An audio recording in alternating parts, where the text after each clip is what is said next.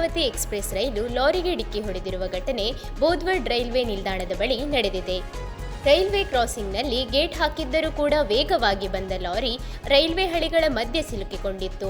ಆಗ ರೈಲು ಲಾರಿಗೆ ಡಿಕ್ಕಿ ಹೊಡೆದಿದ್ದು, ಲಾರಿ ಚಾಲಕ ಅಥವಾ ರೈಲಿನಲ್ಲಿದ್ದ ಯಾವುದೇ ಪ್ರಯಾಣಿಕರಿಗೆ ಯಾವುದೇ ಗಾಯಗಳಾಗಿಲ್ಲ. ಈ ಮಾರ್ಗದಲ್ಲಿ 6 ಗಂಟೆಗಳ ಕಾಲ ರೈಲು ಸೇವೆಗಳನ್ನು ಸ್ಥಗಿತಗೊಳಿಸಲಾಗಿತ್ತು.